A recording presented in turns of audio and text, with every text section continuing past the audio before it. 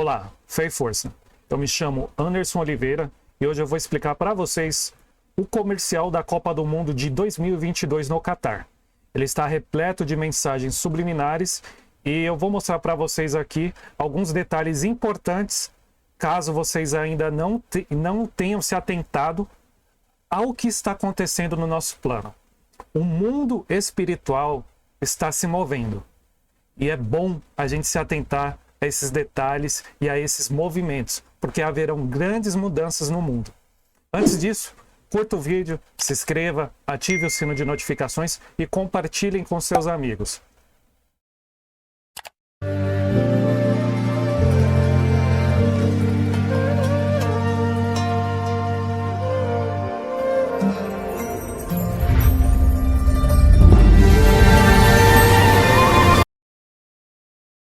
Aqui, um jovem no deserto, e saiu um templo emergindo da terra. E vocês podem observar aqui, ó, nos detalhes dele, que ele aparenta ter escamas. Faz parte dessa arquitetura dele como se fossem escamas. Vejam aqui os detalhes.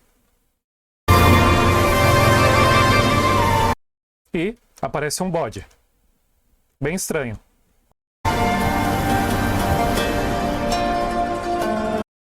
O rapaz parece estar maravilhado com a cena que ele está vendo. Olha que interessante. Estava passando o templo, o bode, e de repente eles fecharam um close, bem na testa. Aqui, ó, vocês podem ver aqui na testa do bode, entre um olho e outro, parece uma cicatriz, né? Uma ferida. Mas por que eles escolheriam um bode com uma ferida na testa? Não é estranho? Para um comercial, o normal seria colocar um animal bonito, um animal perfeito. Ainda mais numa propaganda que será divulgada em todo o planeta. Eu vou explicar para vocês utilizando a Bíblia como resposta para esses questionamentos, tá bom? Porque para mim, a Bíblia é a verdade. Apocalipse 13, versículo 11. Vi ainda outra besta emergir da terra. Tinha 2 chifres, parecendo cordeiro, mas falava como dragão. Uma besta emergiu da terra. A gente pode ver que no comercial tem um bode. Tinha 2 chifres, tem 2 chifres, parecendo um cordeiro. Em certos aspectos, a gente pode fazer essa relação, porque são parecidos. Mas falava como dragão. Vamos continuar. Aqui no versículo 3 do Apocalipse 13. Uma das cabeças da besta parecia ter sido golpeada de morte. Quando a gente golpeia alguém e essa pessoa sobrevive, essa pessoa fica com uma cicatriz. Mas essa ferida mortal foi curada. No comercial, o bode tem uma ferida que foi curada, por isso que ele ficou com a cicatriz. E toda a terra se maravilhou, seguindo a besta. E o jovem no vídeo ficou maravilhado quando ele viu aquele templo saindo da terra, juntamente com um bode em cima. Vamos continuar.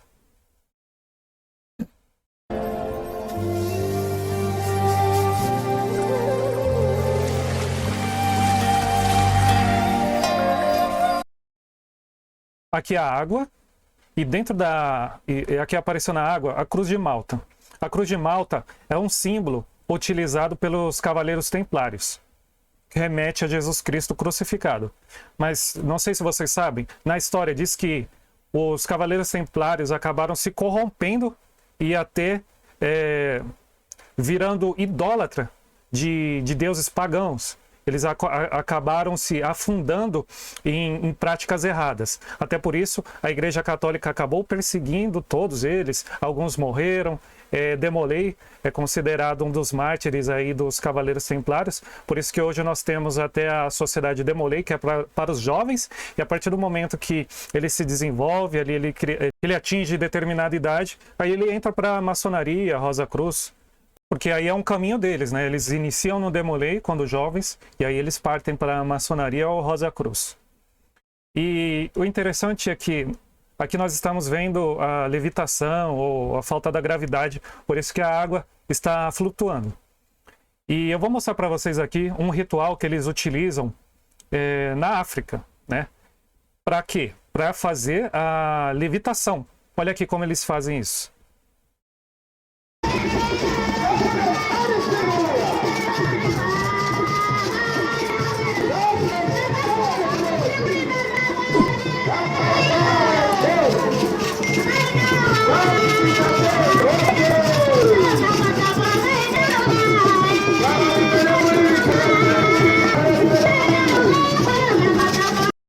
Viram?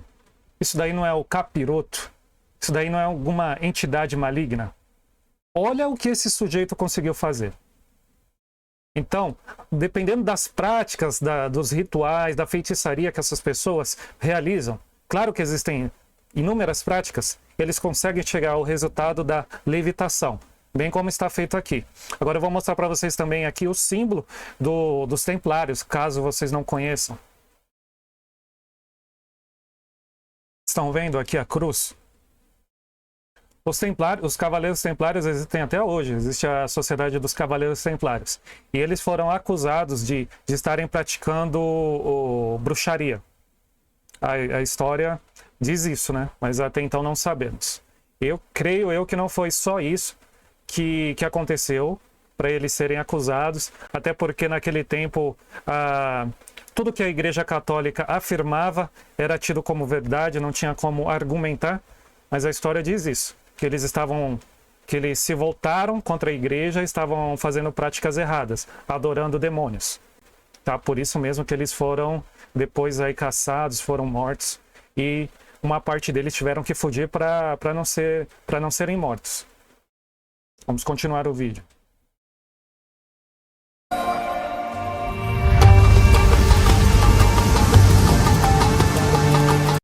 Agora temos um templo emergindo da água, do mar. Vocês podem ver aqui, ó, que forma como se fosse uma pirâmide. E a bola formando aqui em cima, né, flutuando. Agora eu vou mostrar para vocês qual a relação que nós podemos fazer sobre isso. Eu vou utilizar primeiro a Bíblia. Ó, Apocalipse 13, capítulo 1 e 2. Vi emergir do mar uma besta que tinha 10 chifres e 7 cabeças, e sobre os chifres 10 diademas, e sobre as cabeças nomes de blasfêmia. A besta vi que era semelhante a leopardo, com pés como de urso e boca como de leão. E o dragão deu à besta seu poder, o seu trono e grande autoridade. Pés como de urso. Vocês bem sabem que o símbolo da Rússia é o urso. E dos Estados Unidos é a águia. E aqui, dentro do Apocalipse, mar, dentro da Bíblia, né, também, mar significam povos, pessoas, nações. Então, essa besta que vai surgir do mar, podemos dizer que ele pode ser um grande líder político. E aqui no versículo 11, vi ainda a besta que emerge da terra. Esse vai ser o falso profeta, né? Ele exerce toda a autoridade da primeira besta na sua presença e faz com que a terra e seus habitantes adorem a primeira besta, cuja ferida mortal havia sido curada. Então, a besta que sai do mar é um grande líder, podemos dizer um líder político, um líder militar, e a besta que emerge da terra, é o falso profeta, é o que vai induzir as pessoas a uma falsa religião. E eu vou mostrar para vocês aqui, ó. Vocês estão vendo a pirâmide e ela está subindo quase para se conectar aqui com a bola.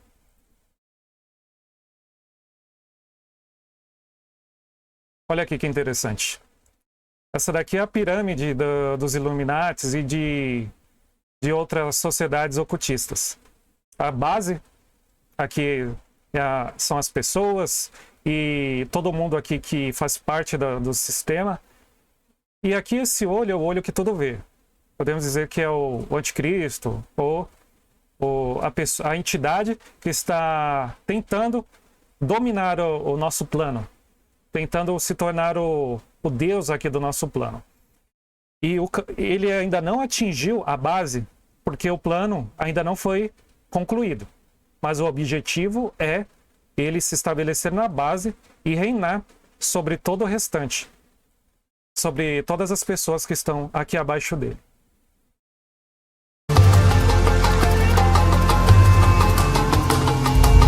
E o rapaz, ele fica admirado com esse templo dessa magnitude, né? Como se fosse algo maravilhoso.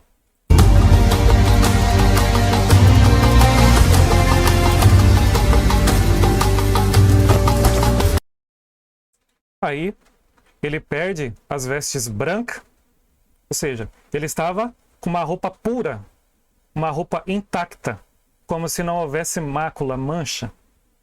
Isso é um símbolo muito utilizado na Bíblia. E, de repente, ele se transformou. Ele revelou a sua verdadeira identidade. E ele ficou com roupa de púrpura, vermelha. Vou mostrar para vocês o que significa essa roupa vermelha na Bíblia. Apocalipse 17, versículo 3 e 4.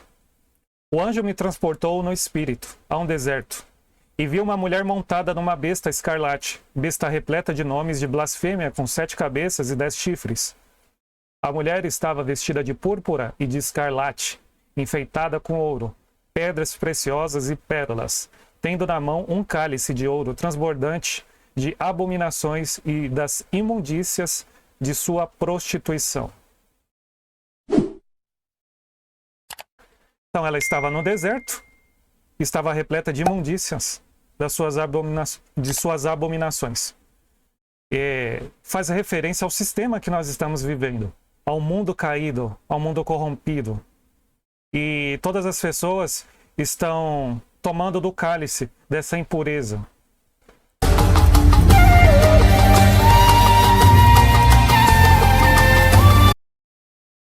Essa cena é bem interessante. Você olhando assim rapidamente não percebe todos os simbolismos que nós encontramos aqui. Vou mostrar para vocês exatamente aqui, bem detalhado, só nesse trecho. Esse trecho aqui representa o estádio de futebol. Essa imagem foi feita dentro do estádio. Provavelmente é o estádio que será feita a inauguração ou o encerramento.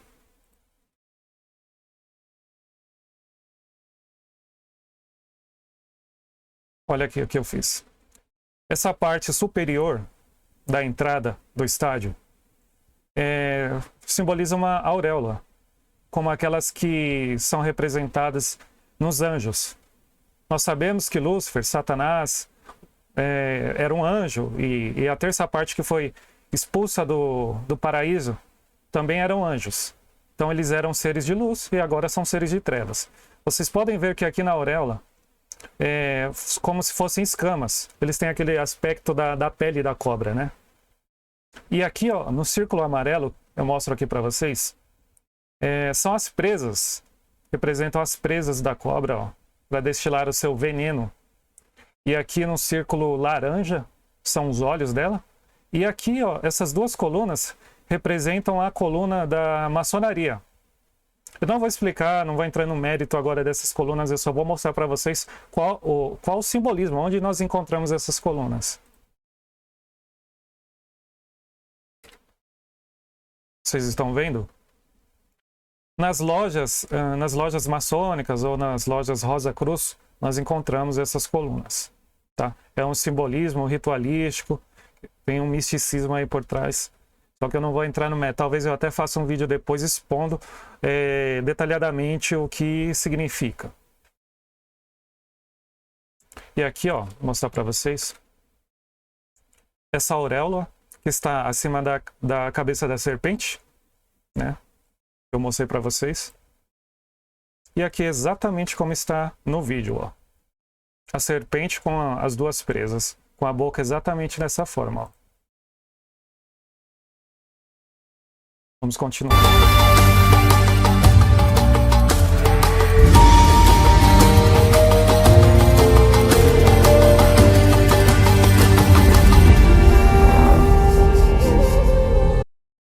Vocês estão vendo esse círculo?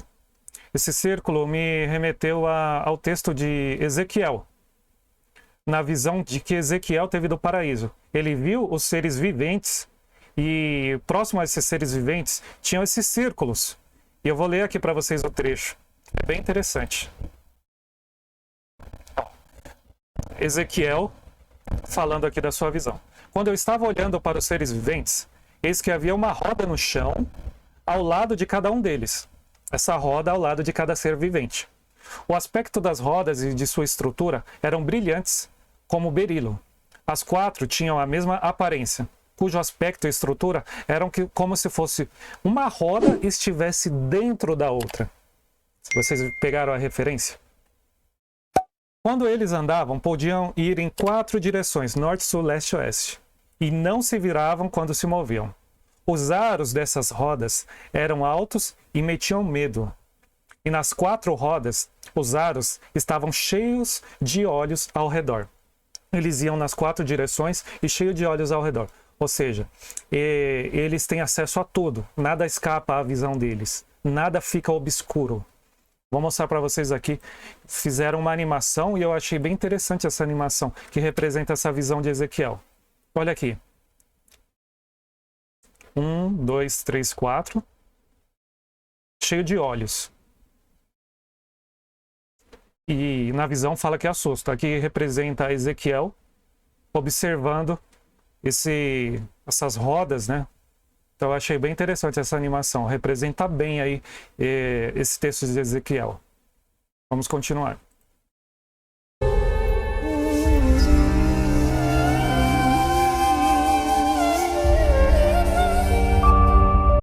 Olha quem apareceu atrás dele. Um cavalo. Vocês podem perceber que o cavalo é branco. Só que a iluminação acaba transformando ele num cavalo vermelho. Eu vou ler para vocês Apocalipse. O que significa o cavalo branco e o cavalo vermelho? Para vocês fazerem a relação. Apocalipse 6, versículo 2. Vi então, e eis um cavalo branco. O seu cavaleiro tinha um arco e foi-lhe dada uma coroa. E ele saiu vencendo para vencer. O seu cavaleiro tinha uma coroa. Nós sabemos que Satanás está no seu tempo aqui na Terra ainda, e ele é como se ele fosse o rei desse mundo, como o príncipe desse mundo. No trecho da Bíblia, quando Jesus estava jejuando no deserto os 40 dias, Satanás foi lá tentá-lo, e ele queria a adoração de Jesus. E ele falou, eu posso te dar tudo isso, eu posso te dar essas terras, eu posso te dar riqueza. Só que Jesus não aceitou. Então, nós podemos perceber que ele tem uma certa liberdade aqui na Terra. Então, por isso aqui, ó, o seu cavaleiro tinha um arco e foi-lhe dado uma coroa. Então, por enquanto, Satanás tem uma coroa. E ele saiu vencendo para vencer. Por enquanto, ele está conseguindo atingir os seus objetivos aqui na Terra. Quando o cordeiro quebrou o segundo selo, ouviu o segundo ser vivente dizendo, venha. E saiu outro cavalo que era vermelho. E ao seu cavaleiro foi dado poder para tirar a paz da terra e fazer com que os homens matassem uns aos outros. Também lhe foi dada uma grande espada. Então, nós podemos ver no vídeo que há uma transição do cavalo branco para o cavalo vermelho. O cavalo vermelho representa guerra. Então, os homens se matarão, não é verdade? E o que nós estamos presenciando hoje? Existem vários conflitos no mundo, mas o foco hoje atual é Rússia, Ucrânia e OTAN. Isso daí pode desencadear a Terceira Guerra Mundial. Mas se vocês analisarem com detalhe, por que o cavalo vermelho representa a guerra? Por causa do sangue, os homens se matarão. Vocês já perceberam qual a cor da bandeira do comunismo? A Rússia é comunista? A China tem a bandeira vermelha? A China é comunista? Rússia e China não estão aliadas? Façam as conexões. Prestem atenção no movimento do xadrez. Observem como a sociedade está se movendo. Não é tão difícil de perceber.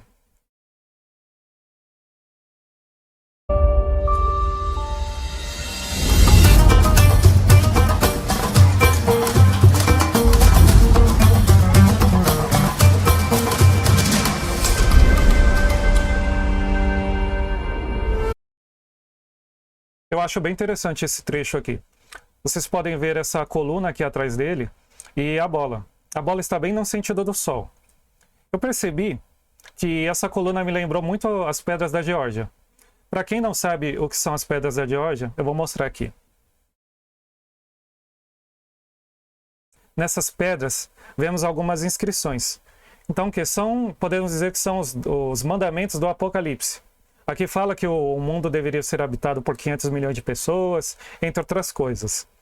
E essa pedra faz uma imitação dos 10 mandamentos que Deus entregou para Moisés. Porque quando Deus foi entregar para Moisés, ele subiu o monte, ele ficou em oração durante um determinado tempo. Deus entrou em contato com Moisés e entregou a placa com os 10 mandamentos. São os 10 mandamentos de lei, da lei para a gente estar sempre próximo a Deus, para a gente buscar errar o menos possível, né? E aqui, nós vemos aqui nessas pedras, são os mandamentos do Apocalipse, do mal. Não se sabe quem fez, mas é exatamente isso. Podemos dizer que é uma pedra que relata os tempos finais.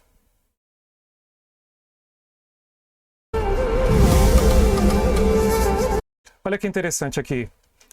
Isso daqui nada mais é do que um obelisco. Era um poste que era utilizado por civilizações pagãs, gentias, e isso daqui para Deus, naquele tempo, no Antigo Testamento, era algo abominável. E vocês podem ver que eles dão uma atenção especial para o sol, porque o sol sempre foi objeto de adoração desses povos pagãos. E aqui nós temos o obelisco, que na cultura egípcia eles utilizavam, representava o órgão genital de um dos deuses, e aqui remetendo ao sol, né? Porque quando ele morreu, ele virou o deus sol. Então, até hoje aí o sol é adorado por algumas seitas, algumas religiões. Vou mostrar para vocês aqui que interessante, ó. Olha onde nós temos um obelisco. Em frente à Catedral de São Pedro, lá no Vaticano. Não é só aqui não, viu? Eu moro aqui em São Paulo, no Ibirapuera. Aqui em São Paulo é cheio de obelisco. Isso daí vocês vão encontrar em vários lugares. Eu vou mostrar aqui um texto para vocês saberem o que Deus pensa em relação a esses postes. Segundo Reis, texto de Segundo Reis, capítulo 17, versículo 10. Levantaram para si colunas e postes da deusa Será, em todas as colinas mais elevadas e debaixo de todas as árvores frondosas, né? Árvores grandes. Queimaram ali incenso em todos os lugares altos, como as nações que o Senhor havia expulsado de diante deles. Cometeram ações perversas para provocarem o Senhor a ira. Vocês acham que estão provocando a ira do Senhor hoje em dia? Liberação de aborto. Eu não vou entrar nessas questões, porque aí eu vou alongar muito o vídeo. E serviram os ídolos dos quais o Senhor lhes tinha dito: não façam essas coisas. Então, olha aqui, ó, levantaram colunas e postes. Isso daqui sempre foi utilizado e sempre, para Deus, isso daqui sempre foi abominação.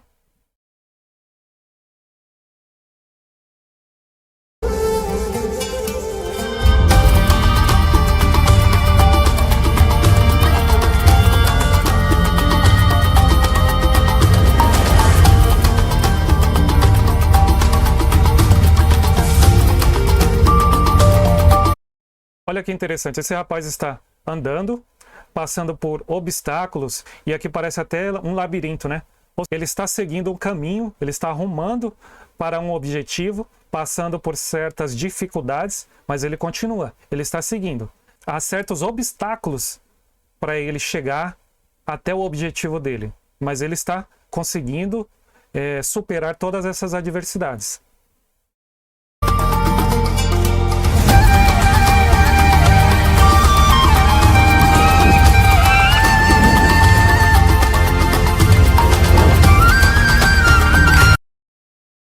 Aqui a gente pode caracterizar esse animal como uma águia.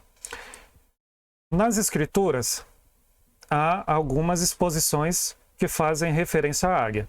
Mas, no meu entendimento, essa águia representa a proteção de Deus para com os hebreus. Eu vou ler aqui para vocês. Vocês viram, Êxodo 19, versículo 4. Vocês viram o que fiz aos egípcios e como levei vocês sobre asas de águia e os trouxe para perto de mim? Deus, como asas de águia, ajudou o povo hebreu a se libertar do povo egípcio. O que podemos entender sobre isso? Essa águia representa uma falsa paz, uma falsa proteção. Porque o inimigo ele é copiador, ele gosta de copiar. Vocês podem ver. Nós temos o dragão, nós temos a besta que emerge do mar e a besta que emerge da terra. Nós temos Deus, Jesus e o Espírito Santo. Existe a trindade do bem e a trindade do mal. Então ele está sempre copiando. Assim como Deus, como asas de águia, libertou o povo judeu o povo hebreu dos egípcios, aqui eles estão fazendo uma referência também. Olha, vem comigo que eu vou proteger como em asas de águia. E vocês estão vendo aqui o abdômen dessa águia com algumas pedras? Eles também fazem uma referência a algo bíblico. Eu vou mostrar para vocês. Essa imagem representa o sumo sacerdote hebreu. Só ele poderia entrar dentro do tabernáculo ou dentro do templo e oferecer o holocausto. O holocausto era um sacrifício para a purificação do povo, para o povo se ver livre dos seus pecados. E essas pedras aqui no peitoral dele são 12 pedras, representam as 12 nações de Israel. Então, qualquer pessoa que entrasse num tabernáculo ou tabernáculo sem autorização era morta, porque Deus habitava naquele local junto à Arca da Aliança. Então, essas pedras representam as 12 tribos de Israel.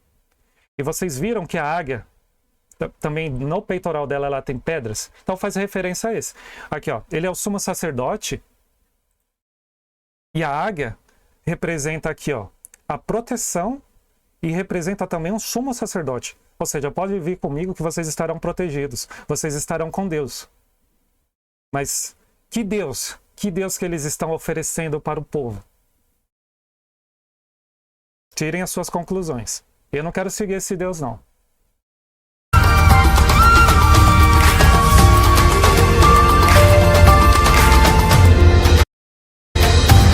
Ó, vocês estão vendo que ele está correndo e os holofotes estão todos virados para ele, a atenção, o público. Ele quer os holofotes.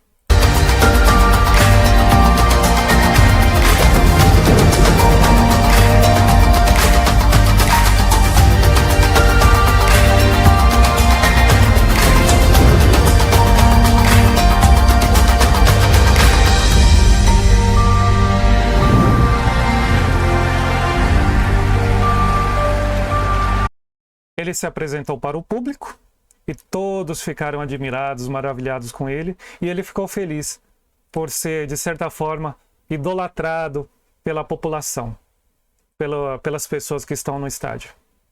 Olha a felicidade dele. Ele quer isso, ele quer adoração. Ele quer substituir o Criador.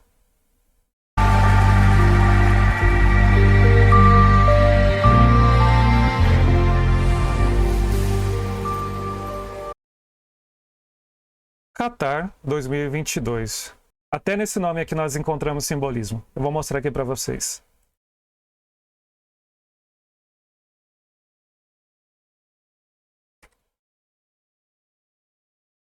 Qatar. Nós podemos encontrar aqui ó, um número 6, um número 6 novamente e outro número 6. 666. E olha aqui, se nós encontramos outro 6, outro 6, outro 6, 666. Então, para bom entendedor, meia palavra basta. Isso daqui não é mais mensagem subliminar. Isso daqui já é uma exposição muito clara. Agora, assim, cada um entende da sua forma. Isso daqui, no meu entendimento, está mais que óbvio, né? Eu entendo que haverá algo importante. Haverá um acontecimento muito importante na Copa do Mundo. Agora o que será não sabemos. Vamos aguardar, vamos ver o que vai acontecer. Um fato interessante é que a Copa do Mundo sempre é realizada no período do no meio do ano, né, em julho. E agora, por causa do calor, eles alegaram que, por causa dessa temperatura, não seria legal realizar o evento no mês de julho. Então eles mudaram para dezembro. É um tempo bem, podemos dizer, ritualístico, bem cabalístico, né? Porque aqui no Ocidente a gente comemora o nascimento de Jesus Cristo. E eles mudaram justamente para o nascimento de Jesus Cristo. Algo bem interessante, né? Será que alguém poderá se revelar nesse período? Vamos aguardar, né? Por enquanto são teorias. E aí, vocês gostaram do vídeo? Espero que vocês tenham gostado. E se vocês gostaram, curtam, comentem, se inscrevam, compartilhem com seus amigos e acompanhem os próximos vídeos, tá bom, pessoal? Até a próxima. Tchau.